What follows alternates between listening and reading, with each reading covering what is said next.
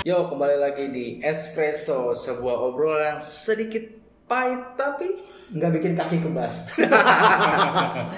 Oke, episode kali ini kita mau mematahkan stigma dari tifosi atau penggemar sepak bola yang bilang taktik-taktik pelatih Italia itu terlalu pragmatis lah, terlalu monoton, terlalu bikin ngantuk, tidak menyerang, dan semacam defensif.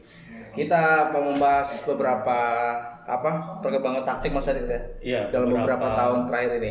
Beberapa contoh pelatih yang sebenarnya taktiknya itu sebaliknya dari yang dibilang orang, proaktif gitu. Atau ball possession minded atau yang pressing gitu. Itu mungkin bisa dikulik lagi nih dari sini nih. Itu pun sebenarnya jadi bahan pelajaran Mas. Kayak misalnya dulu pelatih modern sekarang itu kan banyak yang mengambil filosofinya Arrigo Sacchi. Ya itu. Terus, nah itu kan berarti salah satu pembuktian gitu. Misalnya dulu pun Italia pun udah punya pelatih yang seperti itu gitu, yang punya gaya menyerang. Dan sekarang mulai banyak nih Mas. Kalau kita perhatiin ya kan, salah satunya yang menarik perhatian dan memiliki sebutan sendiri itu Sarri-Ball. Dan Sarri itu mulai menemukan pola permainan yang mendapat pujian orang yang pertama Arrigo Sacchi pertama kali memuji waktu dia di Empoli kan. Dan mulai kelihatan tuh kerjanya ketika di Napoli. Oke, di sini udah ada tactical board skemanya. Nah, ini skema default kurang lebih sih. 4-3-3. Kayaknya 4-3-3 dulu deh, Mas. 4-3-3 awal ya. 4-3-3-nya Maurizio Sarri di Napoli ini yang di atas kertas dulu. Kurang lebih tuh kayak gini sih shape-nya. Tapi ya pas lagi main itu bisa bergerak dinamis ya. Jadi kalau misalnya diurut dari line up, ini kiper biasanya Pepe Reina kan dia ball playing goalkeeper, dia kan emang taktik Sarri itu perlu banget untuk kiper yang sweeper. Selain sweeper dia juga bisa ngalirin bola juga gitu. Nggak kagok sama bola.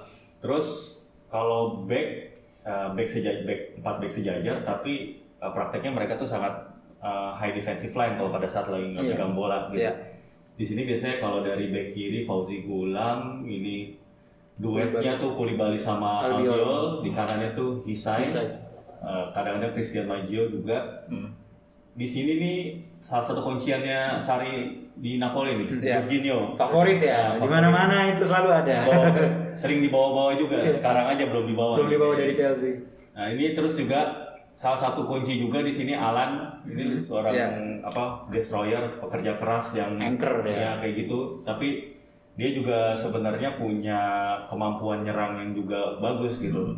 Nah, ini biasanya Zielinski di sini ini lebih kayak dikasih kebebasan buat kayak ngalirin bola kemana-mana sih. Selain daripada Jorginho, Zielinski juga selain dikasih kesempatan ngalirin bola juga kadang-kadang suka nusuk sampai ke kotak penalti lawan gitu. Nah, kalau di depan biasanya tuh si Sarri itu pakai 3 penyerang yang sebenarnya sih sejajar gitu, flat. Biasanya di sini tuh Insigne punya kemampuan playmaker juga. Callejon ini seorang winger klasik murni ya. Terus sebagai finishernya ini waktu itu Gonzalo Higuain ya. Itu sangat-sangat top tier banget waktu di zamannya Sarri. Nah, ini kan defaultnya ya. Tadi seperti dibilang pada saat lagi nguasain bola, kadang-kadang itu si Zielinski itu suka masuk kemana-mana sini. Kayak Higuain nyari posisi yang free, terus si Insigne sama Callejon itu bisa lebih drop untuk nyari bola supaya untuk cutting inside ataupun si Callejon tuh untuk sampai ke touchline sini. Sementara 2 ini Jorginho sama Alan ini siap nge-recover bola gitu sih. Dan itu fullbacknya bantu. Ya, nah saat yang bersamaan fullbacknya juga naik bisa sampai sini malah sangat tinggi banget gitu. Ini center backnya 2 diam di sini. Nah, menariknya di sini sebenarnya 2 center back pairingnya ini saling mengisi sih. Kalau si Albiol ini lebih bagus mainin bola gitu. Kalau Koulibaly itu kayak lebih memang kalau Koulibaly itu kelihatan kayak buat jadi stopper istilahnya, buat motong misalnya ada pemain udah mau mulai counter attack, tugas dia sama si biasanya nomor si Alan. Iya. Alan itu kan juga sebagai Si Alan. Nomor si Alan itu buat pemutus aliran bola. Jadi memang kalau misalkan dia berdua ini out of possession, kena counter bisa berantakan.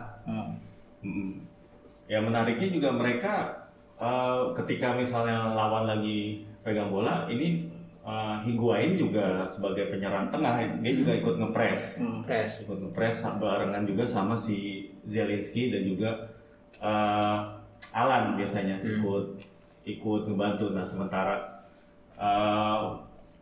defense-nya ini akan lebih naik lagi, lebih maju lagi. Sementara Jorginho siap di sini, siap untuk misalnya dua center back ini nge-recover bola, dia akan langsung passing ke Jorginho. Nah, Jorginho dari angle sini dia bisa banyak opsi untuk passing. Ya, kayak gitu sih kurang lebih ya. Dan ini emang taktik kayak gini. Dan itu punya opsi juga ketika pemain depannya itu Mertens atau di tengahnya ada Marek Hamsik. Itu lebih variatif lagi. Itu kan berarti transformasi taktik lagi, itu kan tergantung dari pemainnya. Misalkan boleh pindah ya. Boleh. Kalau misalkan coba tadi balikin 4-3-3-nya gini kan. Nah kadang kalau misalkan beberapa, misalnya kalau yang main itu adalah si Hamsik atau dia nggak mainin Higuain, misalkan dia nggak mainin Higuain, dia cuma mainin Mertens sama Insigne gitu misalkan. Kan sempat tuh beberapa kali. Nah ini pasti turun nih. Ini pasti turun. Double pivot ya. Nah jadi double pivot. Sorry gini. Jadi sebenarnya balik lagi kayak 4-4-2 sebenarnya, ini 4-4-2.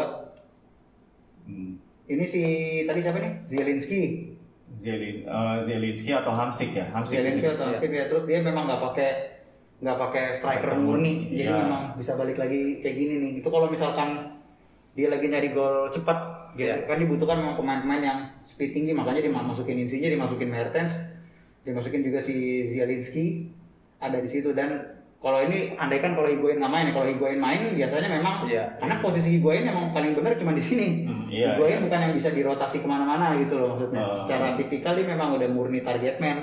Dan yang menurut gue menarik adalah si Callejon sama Insigne itu perannya agak beda mas. Si Callejon itu bener-bener di pinggir nih, tapi Insigne itu buat cutting ke tengah. Jadi memang dia ini klasik winger, kaki kanan posisinya di kanan gitu. Kan kalau kita lihat winger-winger modern itu kayak contoh di eranya si masuknya Robben itu dia pemain kaki kiri tapi posisi di kanan karena tugas dia memang bukan buat crossing tapi buat cutting ke sini. Nah kalau misalkan kalian sempat beberapa kali cutting, coba untuk cutting, pas dua ini cutting kan jadi kosong. Nah ini tugasnya si Gulam sama si Isa ini buat cover. Jadi memang dia akan overload di wilayah, istilahnya di wilayah final third-nya Napoli. Itu dia akan overload di sini. Nah ini tugasnya ini nggak boleh kosong nih di sini. Jadi sebenarnya masih banyak opsi pemain ini, kadang-kadang juga suka ikut nempel di sini. Jadi memang benar-benar overload, ninggalin dua back ini di belakang. Cuman yang ini nggak boleh ikut maju nih sebenarnya. Kalau kita lihat si Alan sendiri juga memang ditugasin buat mutusin counter attack. Kadang kalau bener-bener buat defense tuh dipasang Diawara. Diawara bisa itu bener-bener halfback banget itu. Oke itu. Ada lagi tambahan tentang Sarri. Tapi kan biar gimana pun nggak ada sistem yang sempurna banget. Nah banyak yang bilang kelemahan utama dari Sarri Ball ini dia bener-bener line up-nya tuh jarang ganti. Jarang banget. Paling dalam semusim tuh Sarri cuma pakai kayak 15 atau 16 pemain yang benar-benar kayak tampilnya itu kayak di atas 30 kali game kayak gitu. Ya itu kan lama-lama entah itu kebaca ataupun juga pemain-pemainnya juga mengalami kelelahan gitu ataupun yang ya bisa aja kan lagi mainnya lagi nggak bagus. Nah itulah pada saat itulah tim Napolinya Sarri itu banyak kehilangan poin penting gitu justru di saat genting mereka jadi kehilangan poin. Itu sih. Bahkan pas di Juve pun Sarri masih pakai konsep yang sama sebenarnya. Ini kita bahas sedikit Sarri Ball di Juve ya. Dia tetap kayak flat 4-3-3 kayak gini kurang lebih ya. Satu ada pivot dua di sini. Tapi kayak yang tadi sempat gue bilang di unboxing soal posisi Dybala. Oke. Nah, kalau misalkan Dybala itu kan ada melebar ke kanan sekarang nih, dipegang Sarri nih. Karena ada si Cristiano Ronaldo di sini. Dan sini biasanya Douglas Costa. Tapi biasanya kalau misalkan cuman mau dimainin Ronaldo sama Dybala, berarti dua di depan. Nah, ini Bernardeschi biasanya atau Bentancur itu akan jadi mundur ke sini. Jadi ini diamond lagi nih. Nah, ini jadinya gini kurang lebih. Jadi tetap diduetin, cuman Dybala tetap lebar ke kanan. Lebih efektif. Soalnya kalau bisa dilihat mungkin yang nonton semifinal Milan lawan Juve Coppa pas di babak kedua atau yang lihat highlightnya itu Dybala baru hidup di babak kedua tuh pas di leg di sini. Yang leg pertama. Nggak, yang di leg kedua di babak kedua. Yang tadi. Kedua itu langsung hidup banget di tangan. Jadi memang transformasinya pasti kayak gini nih, salah satu transformasi dari Sarri-Ball. Makanya dia bisa ngalahin Inter 2-1. Salah satunya pakai taktik kayak gini, jadi berubah. Iya.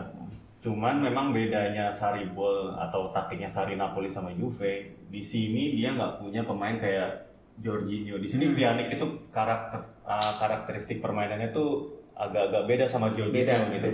Pjanic itu banyak yang bilang dia tuh sangat jarang ngumpan pakai kaki kiri gitu. Jadi dia tuh sering ngebelokin bola itu ke kanan dulu sehingga malah ngebatasin opsi passingnya. Jadinya temponya jelas jadi lebih lambat. Dan udah lagi tuh di sini yang jadi supportingnya si Pjanic itu kan Matuidi biasanya di sini. Karena emang Matuidi dipasang ini karena beberapa alasan. Karena emang dia tuh powernya lah, kayak kerja kerasnya emang yang dibutuhin. Karena kalau misalnya Higuain dan Ronaldo yang dipasang, itu kan mereka tuh secara defense kayak kurang kontribusinya. Di sinilah kayak si Matuidi itu yang bener-bener pegang peran besar nih. Tapi kan emang kalau secara build up ataupun passing ya Matuidi ya punya keterbatasan juga gitu. Inilah yang kayaknya agak menyulitkan Sarri-Ball awal-awal di Juve tuh sulit diterapkan kayak di Napoli tuh ya kayak begini sih. Dan Matuidi juga dijadiin sama Sarri itu jadi kayak apa ya istilahnya? Box to box sebenarnya. Jadi dia pas di defense dia ada, pas lagi nyerang tuh dia ada. Terbukti dengan adanya dia shot on target sempat. Iya. Nah, karena dia ikut masuk gitu loh. Karena dia majunya lumayan. Jadi dia memang dibutuhkan nih stamina-nya, dia juga secara stamina dia kuat juga gitu loh. Jadi memang kalau Sarri itu butuh satu box to box di Juve yang sebenarnya dia nggak butuh waktu dia di Napoli justru. Tapi pas di Juve dia butuh nih. Iya. Dia butuh karena dia nggak punya si Jorginho juga di belakang, jadi nggak bisa yang secepat Jorginho ngalirin bolanya. Dan Pjanic itu yang kayak tadi Mas Adit bilang memang dia searah, passingnya tuh pasti fokusnya ke pakai kaki kanan, belokin bolanya otomatis lebih sering ke flank kiri sini kan. Iya betul. Nah jadi memang peran Matuidi ini dibutuhin lagi nih buat misi sebelah sini nih, dan dia jadi box to box itu memang karena untuk ngebantu kalau misalnya Ronaldo yang tadi ada di sini lagi cutting inside dalam, karena memang tugasnya Ronaldo adalah bomber, dia jadi bomber di Juve buat cetak gol gitu, murni dibeli untuk buat cetak gol. Oke. Itu tadi tentang Sarri-Ball ya, dan cukup mendapat pujian dari beberapa pelatih seperti Pep Guardiola juga ya. Terus ada satu lagi yang sekarang sedang menjadi sorotan yaitu Gianpiero Gasperini dengan formasi 3 back-nya. Dan ini menjadi kayak wah ini dia nih tim kuda hitam yang ditunggu-tunggu termasuk di Champions League ya. Iya. 70 gol itu udah bukan main-main lagi. Iya itu sekaligus matahin stigma juga sih kalau formasi 3 back itu udah kuno lah, udah nggak kepake lagi di zaman sekarang gitu. Tapi buktinya lewat taktiknya si Gasperini yang base-nya 3 back ini sampai sejauh ini Atalanta masih bertahan di UCL ya. Mereka bisa nyingkirin Valencia gitu dengan permainan yang atraktif pula gitu. Nah di sini kita mau bahas tentang kurang lebih sih skemanya ini sih, skema dasarnya si Gasperini kayak tadi kita bahas Sarri ya. Biasanya siapa aja nih? Ada yang familiar nggak? Sama nama-namanya line up-nya Atalanta. Dari Golini ya, Golini. Ada Toloi, Caldara, sama Palomino. Sebenarnya sih sebelum Caldara itu Jim City. Iya, Jim City. Terus di sini ada Hateboer, di sini ada Ryan Gosens, di sini ada Drone sama Freuler. Terus 2 di sini dia ada Ilicic, Papu dan Duvan Zapata. Oke. Line up kayak gitu. Ya ini secara default Atalanta line up-nya seperti ini, tapi kalau melihat cara mainnya sebenarnya mirip-mirip sama kayak ada mirip maksudnya ada sama Sarri itu defense-nya tinggi banget tinggi. Sampai ke sini. Bahkan beberapa kali gue lihat tuh ketika misalnya Atalanta lagi ball possession, lagi megang bola ya, itu bisa kayak gini. Tinggi. Cuma nyisain 3 di belakang doang gitu kayak gini. Konsepnya tetap sama. Nah, di sini nih si Freuler ini jadi kayak gelandang yang menurut gue tuh bisa kemana-mana mobile, dia bisa nyari posisi yang bebas gitu. Jadinya dia tuh kadang-kadang jadi cukup produktif sih kalau bilang, karena dia banyak occupy space di sini nih. Setelah back, biasanya kan back itu kan terpusat ke si Zapata kan. Zapata kan kayaknya soalnya kan profilnya kan ya tinggi gede, powerful. Ya jadi itu bisa kayak dua back sentral lawan nih biasanya pakai 2 back. Ini fokusnya terlalu di sini, sehingga di sini si Freuler ini bisa masuk. Sekaligus juga Ilicic dan Zapata ini juga bisa ngeluarin kreativitas mereka gitu. Ini sih secara default kayak gini ya biasanya ya. Dan tambahan lagi untuk opsi ini, kalau misalnya kan tadi Sarribol tuh sebenarnya yang jadi katakanlah jenderal lah Mas. Jenderal itu kan Jorginho ya buat ngelarin bola. Nah di sini nih Atalanta itu ngandelin kolektivitas, lebih kolektivitas. Dan kadang-kadang yang gue lihat tuh justru yang jadi dalam tanda kutip registanya adalah center backnya. Iya, ya kan? Jadi sebenarnya Atalanta itu konsep kenapa dia bisa jadi mengerikan itu karena rotasi. Jadi misalkan gini, coba kita balikin lagi ini ya misalkan. Ini ya coba kasarnya kayak gini lah. Nah, jadi Atalanta tuh suka main misalnya ini Papu di sini ya, sini Ilicic. Jadi kalau misalkan mereka biasa main fokusnya tuh ke flank. Main fokusnya dari. Jadi mereka tuh suka ada istilah namanya overloading. Overloading tuh di sini nih. Di sini lu bakal bisa lihat bisa 4 sampai 5 pemain di sini. Ini benar-benar di sini. Nah, sebenarnya banyak space kosong tapi pintarnya Gasperi ini adalah ini bakal cover, ini bakal cover. Nah, ini bakal cover jadi area sininya tuh penuh. Jadi dia nggak mau area tengah kosong. Rotasi ini yang bikin Atalanta tuh jadi berbahaya. Pas ini tinggal muter aja. Sambil lari, sambil ngalirin bola. Ya tadi balik lagi istilah overloading itu mungkin kalau buat yang belum familiar itu adalah kayak menumpuk pemain di satu sisi lapangan. Kalau pernah dengar istilahnya Van Hal itu dia ngebagi lapangan dalam kayak berapa box gitu kan. Nah di dalam satu box ini tuh bisa ada kayak 2 atau paling sedikit 3 pemain. Kalau dari Pep itu kan, kalau skemanya Pep itu kan terkenal sama triangle. Jadi paling enggak misalnya pemain satu punya pegang bola, dia punya 2 opsi. Nah kalau Gasperi ini tadi seperti yang tadi Romzi bilang itu bisa 3, bisa 4. Nah itu yang menjadi kelebihannya. Gitu dan sih. Salah satu kelebihannya adalah dia tidak cuma mengandalkan 1-2 pemain. Karena ini menunjukkan poinnya adalah kolektivitas. Dan ketika dia menurunkan pemain yang berbeda gitu. Nah ini pun ada role yang kadang jadi senjata rahasianya. Misalnya dia menurunkan Mario Pasalic. Overloading ini juga berlaku di kanan ya, sama konsepnya kurang lebih. Nah kalau misalkan ada Pasalic main, itu formasi secara shape memang akan berubah. Ini kita coba ulang dikit aja. Anggaplah ini 2 pivot ya, cuman ini nggak bisa di tengah, jatuh. Nah misalkan ini dengan posisi Zapata main ya. Nah, tapi kalau misalkan Zapatanya nggak main itu cuma ada Papu Gomez sama Josep Ilicic. Nah, Pasalic itu posisi di sini, jadi formasi juga akan berubah. Nah, jadi kayak gini.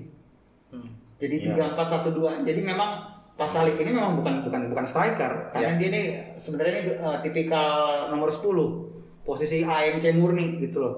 Nah, tugas dia memang dia lah playmakernya nih sebenarnya, sama si satu lagi si Drone atau Freuler. Nah jadi memang mereka pakai bisa dibilang bukan 2 playmaker ya. Jadi kurang lebih ada 2 pengalir bola lah. Satu ada di salah satu sini dan satu lagi di Pasalic. Nah ini decision ada di dia nih.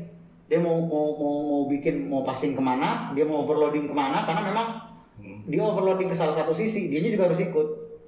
Naik lagi karena konsepnya dia tuh selalu overloading. Kalau perhatian kenapa Valencia bisa dibantai, itu hampir gol-golnya itu semua tuh nusuk dari sisi, entah kanan entah kiri. Dan 2 flanknya pun punya kemampuan buat menusuk banget kan. Misalnya instingnya serem. Nah misalnya kayak tadi overload di kanan nih, si Gosen ini tiba-tiba udah ada di kotak penalti lawan. Dan yang uniknya tuh selama dia lagi overloading di sini, area sininya tuh bisa nggak kosong. Ya, center Ada back-nya. transfer pada naik center back-nya. Dan kadang-kadang yang menjaga keseimbangan di tengah itu si De Roon. Bahkan kalau sampai sempat gue satu lihat match itu kipernya juga keluar kotak. Ini tugasnya sweeper goalkeeper memang kayak gini. Oke. Iya.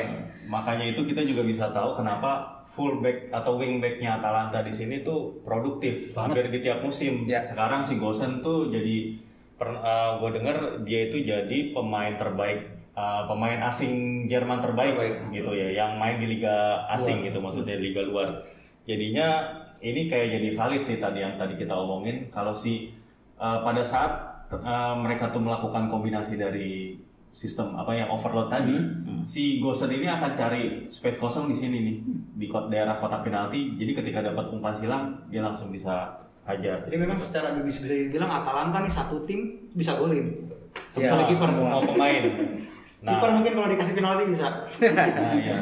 Tapi ya jelas ya tadi balik lagi tadi ada banyak kelebihan tapi ada kekurangan juga. Nah, kayak yang balik lagi deh, kita nggak jauh-jauh kayak pas lawan Valencia waktu kemarin itu kan banyak banget mereka tuh sebenarnya Valencia banyak banget dapat peluang, cuman karena nggak efektif.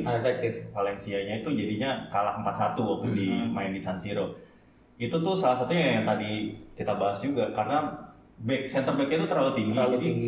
Ketika misalnya dapat lawan yang cerdik, yang bisa ngalirin bola kemana-mana udah itu cepat, nah langsung ke expose nih, langsung one on one sama kiper nih, langsung tiba-tiba bola strike penyerang lawan di sini tinggal one on one sama kiper. Itu sih paling yang kelihatan. Jadi, memang untuk dalam tanda kutip menaklukkan taktik kayak gini itu cuman bisa main long ball, defensif dan long ball. Jadi memang back lawan itu juga harus rapat, secara line juga harus low, rendah, tapi juga memang ada satu striker lah setidaknya di sini nih, anggap lawan itu yang memang udah ready buat nerima bola panjang.